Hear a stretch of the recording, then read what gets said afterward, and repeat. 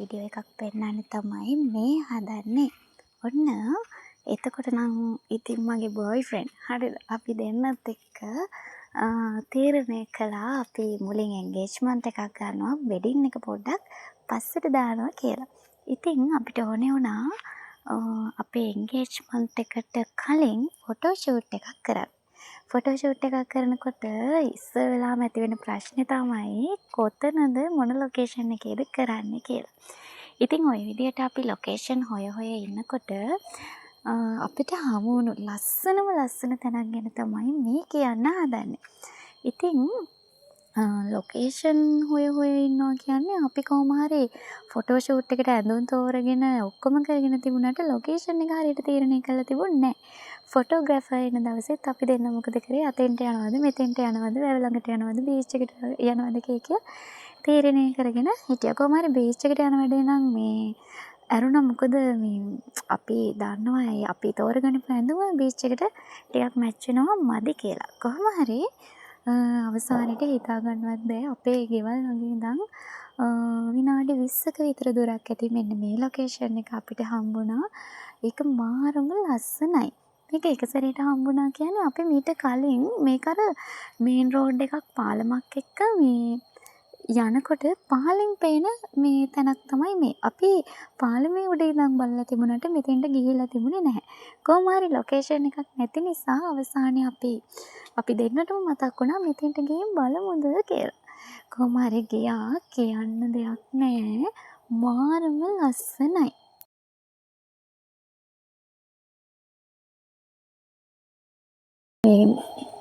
ගොඩාක් අය අර ෆොටෝ ෂූට් එකක් කරන්න උනනාට පස්සේ දුර තැන් හොයාගෙන යනවනේ. ගොඩ දුර යනවනේ. හැබැයි මං හිතන්නේ එහෙම ඕනේ නෑ. අපේ ගෙවල් කිට්ටුවම අපිට සමහර වෙලාවට ලස්සන අපිට මග ඇරිච්ච තැන් තියෙන්න පුළුවන් කියලා මම මේකෙන් තීරණය කළා. මොකද ඇත්තටම හරිම ලස්සනයි. අපි දෙන්නම ආස වුණා. දැන් එන්ගේජ්මන්ට් ෆන්ක්ෂන් එකක් තියෙනකොට සාමාන්‍යයෙන් අර ඒ වෙද්දී අපි ගොඩක් ස්ට්‍රෙස් වෙලානේ ඉන්නේ. මොකද රෙස්ටොරන්ට් බලන්න ඕනේ, කැම්පීම, එතකොට අපේ ඇඳුම්, සෙට් බෑග් ඒවා ඔය හැමදේම අපි බලනවානේ. එතකොට අපේ ස්ට්‍රෙස් එක වැඩි අපි දෙන්නගෙම.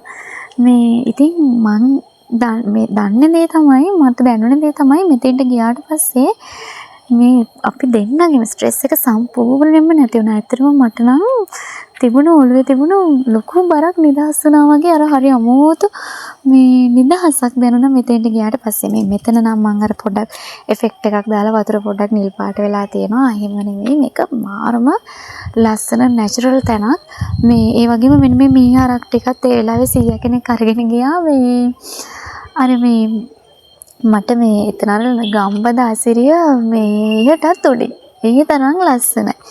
අර මේ මොකද්ද මේ වගේ ෆිල්ම් එකකුත් මට මතකයි මේ ලස්සන මේ සින්දුවක් තියෙනවට තාත්තා කෙනෙකුයි පුතෙකුයි අර මේ වෙල්යායක ඉඳන් මේ සින්දුවක් කියන මට මතක නෑ. මේ ෆිල්ම් එක හින්දි ෆිල්ම් එක මට මතක් වෙනවා. මාරම ලස්සනයි ලොකේෂන් එක. ලුණුගංගේද ජලාශය මේ පැත්තේ තියෙනවා. ජලාශෙත් එක්ක මේ පහළ කොටස තමයි මේ. ඉතින් අපි හිතුවට වඩා ලස්සනට අපේ මේ ෆොටෝ ෂූට් එක කරගත්තා. ඉතින් මේ වතුර ටික නම් කියන්න දෙයක් නැහැ. මේ මාරම ආස හිතුණා ඒකට. ඉතින් මේ ඇත්තටම මේ හොයලා ලොකේෂන් මාස ගාණක් හොයලා අන්තිමට හේතුවවත් නැති තැනක තමයි අපේ ෆොටෝ ෂූට් එක අපි කළේ. අපි ගොඩාක් ආසාවෙන් කළා. ඒ වගේම ෆොටෝ ෂූට් එකට ආපු අපේ මේ කවුද මල්ලිදු මල්ලි එයා කියනවා තනිකරම අක්කේ පිස්සුවක් මේක නම් මට හිතා ගන්න බෑ කොහෙන් පටන් ගන්නද කියලා. එළි වෙනකන් උනත් ෆොටෝස් ගන්න පුළුවන් මේක නම් මාර ලස්සනයි කියලා. ඇත්තටම ඕ ලස්සනයි. මේ ළඟක ඉන්න කෙනෙක් නම් මේ ඒ කියන්නේ තිස්සමාරාමයේ ලුණුගම්වීර මේ තමයි මේක තිබුණේ. මේ ඉතින් ළඟක ඉන්න කෙනෙකුට නම් යන්න වටින තැනක්. මේ අපේ අවුට්ඩෝර් එකේ අපේ ෆන්ක්ෂන් එක තිබුණ තැන අපි දෙන්නම ආසනේ අවුට්ඩෝර් එකක් කරන්. ඉතින් මේ විදියටම අපි ඒක සූදානම් කරගත්තා. කතරගම ක්වාඩ්ස් කියන රෙස්ටරන්ට් එක තමයි අපිට ඒකට ලැබුණේ. ඉතින් මේ අර ෆොටෝ ෂූට් එක කරන තැනට අපි යන වෙලාව මේ අපේ මලිදු මල්ලි මෙයා තමයි අපේ ෆොටෝ ෂූට් එක කළේ. ඒක මාරම ලස්සනයි. මලිදු thank you ඔයාට. අපිට මාර සපෝට් එකක් දුන්නා. සහ එයා හරි ෆ්‍රෙන්ඩ්ලි නිසා වැඩේ හරිම පහසු වුණා. මේ ලස්සනට වැඩේ කරගන්න පුළුවන් වුණා. එයා මාර ෆ්‍රෙන්ඩ්ලි. ඉතින් එතනින් නැවතුනේ අපි ආයේ එන්ගේජ්මන්ට් එකත් ෆන්ක්ෂන් එකත් ඉවරලා අපි ආයේ යනවා මේ ගෙදර අයත් එක්ක මෙතෙන්ට හැමෝම නම් එක්කගෙන යන්න බැරි වුණා. ඔය නාන්නේ අපේ අය අපේ ලොකු අම්මගේ කට්ටියත් එක්ක අපිට යන්න පුළුවන් වුණා. මේ ඉතින් ඒ තරමට අපි ආස වුණා මෙතෙන්ට ගිහිල්ලා අපි එදා මේ ගොඩාක් නෑ. ඉතින් පැය 3ක් විතර මං හිතන්නේ මේ වතුර බහලා නාන්න. ඉතින් මෙතෙන්ට මේ පොඩි ළමයින්ට උනත් එක්කගෙන යන්න බය නෑ. එයාලත් මේ බහලා නෑම මොකද එතන ගොඩාක් ගැඹුරු නැහැ. ළමයි එතන ඕන කෙනෙකුට නාන්න පුළුවන්.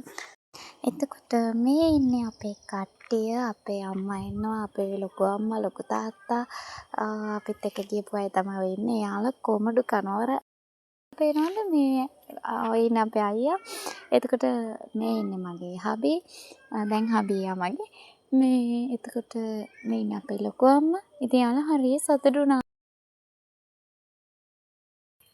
මේ වගේ තැනකට එකගෙන ගියාට පස්සේ හරි සතුටුයි. ඉතින් හරිම මේ ස්ට්‍රෙස් එක නැති වෙනවා හැමෝගෙම.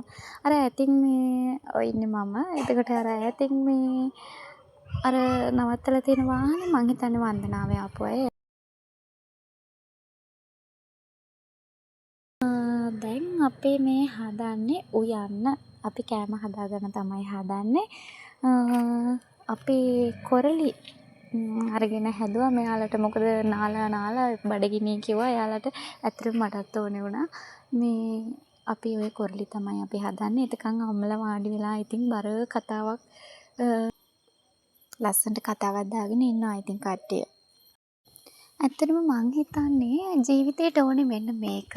අපි හැමෝම සතුටින් ඉන්න එක, අපි හැමෝම කැමති දේවල් කරන එක, අපේ ඔළුවේ බර ප්‍රශ්න වැඩ කෝටියක් පුරවගෙන ඉන්නවට වඩා මං හිතන්නේ අපිට මේක තමයි ජීවිතේ. අපේ ආදරණීයන් එක්ක, අපි ආසා එක්ක, අපි කැමති අය එක්ක සතුටින් මේ විදිහට කාලෙ ගත කරනවා නම් මං හිතන්නේ ඒක තමයි ඕනේ. මොකද අපි අවුරුදු 100ක් ජීවත් වෙන්නේ නැති මිනිස්සු. ඉතින් අපිට මේ සතුට හොඳටම ඇති.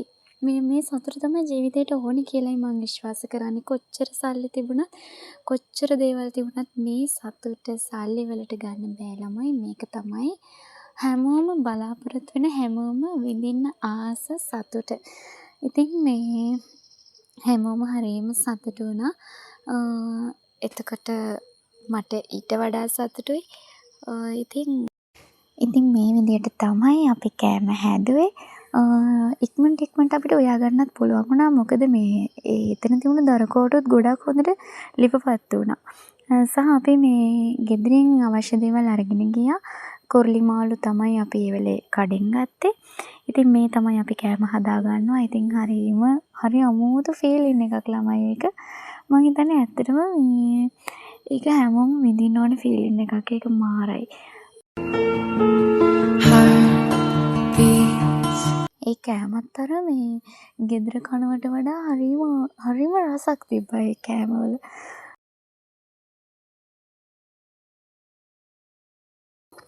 මේ අපි කෑම කනවා. ඉතින් හරි සතුටින් අපිම උයාගෙන අපිම අර එතන තියාගෙන උයාගෙන අපිම ඉතින් කෑවා. හරිම සුන්දරයි. ඉතින් අර ඒ කාලේ වලට මතකද අපි අර මේ කියවන්නේ මට මතක් වෙනවා අපි අර මේ ගංගා නිරෝෂණී සුදුවැලි කන්ද අපේ මේ මහත්මියගේ අපි පොත් කියවන්නේ ඔය කරවෑන් ගෙදර ළමයි, බෝට්ටු ගෙදර ළමයි, එතකොට ගොවි ගෙදර නිවාඩුවක්. මම කොහොමත් අර ඒ වගේ පොත් කියවන්න හරිය ආසයි. අර ඒ පොත්වල තියෙන දේවල් ඇත්තටම ලෝරගේ ගැන ඒවා හරිය ලස්සනට මේ හිතේ මැරිලා තියෙන කෙනෙක්. මම ඇත්තටම නවල්ස් කියවත් මං කියවන්නේ වගේ ලස්සන ඒවා. මං කොහොමත් මේ වගේ ලස්සන දේවල් වලට හරිය කැමතියි. හරිම හිතෙන වෙනවා. ඉතින් මේ ඒ කතා පොත් ඇතුලේ ජීවත් වුණු අපිට ඇත්තටම මේ වගේ දේවල් වලින් පුළුවන් චූටි වෙලාවකට හරි ඒ සතුට විඳින්න. මං ඇත්තටම මේ සතුට වින්දා කියලා මට හිතෙනවා. ඉතින් හරිය ලස්සනයි, හරි සුන්දරයි, හරි ආසයි. ඉතින් මේ එන්ගේජ්මන්ට් එකෙන් පටන් ගත්තේ. හැබැයි එතනින් මට ඒ ලොකේෂන් එකෙන් තවත් ලස්සන ෆීලින් එකක් ගන්න පුළුවන් වුණා. මේ තියෙන්නේ අපේ එන්ගේජ්මන්ට් එකේ අපි ගනිපු ෆොටෝ ෂූට් එකේ ෆොටෝස් කිහිපයක් විතරයි. මට ගොඩාක් හම්බුණා. ඇත්තටම ඒ වගේ මේ ෆ්‍රෙන්ඩ්ලි ෆොටෝග්‍රැෆර් කෙනෙක් මං හිතන්නේ ආයේ හම්බෙයි කියලා. මොකද මේ හිත පිරෙන්න ෆොටෝස් ගොඩක් මටයි මේ මගේ හබේටයි දුන්නා. ඉතින් මේ හරි ලස්සනට වැඩ ටික වුණා. එහෙනම් මට ඕනුනේ හැමෝටම මේ වගේ ලස්සන තැනක් තිබුණා කියලා පෙන්නන්න. මේ ඉතින් සාමාන්‍යයෙන් එහෙම ගොඩක් වීඩියෝස් දාන කෙනෙක් නෙමෙයි. හැබැයි මෙතන මාර විදියට ෆිට වුණා, මට සෙට් වුණා ඒක. ඒ නිසා මට ඕනේ වුණා මේක අනිත් අයත් එක්කත් බෙදා ගන්න. ඉතින් වීඩියෝ එකේ අඩුපාඩු තිබ්බනම් සමා වෙන්න. මේ මොකද මම එහෙම වැඩි මේ ව්ලොග්ස් කරන කෙනෙක් නෙමෙයි. ඉතින් ඔයාලත් මේ වගේ ලස්සන තැන් ගැන දානවා නම්, මේ වගේ සෙට් ගත්තු තැන් තියෙනවා නම් කමෙන්ට් එකක් දාන්න. එහෙනම් තවත් වීඩියෝ එකකින් හමු වෙමු. හමු වෙනකන් හැමෝම සතුටෙන් සැනසීමෙන් ඉන්න.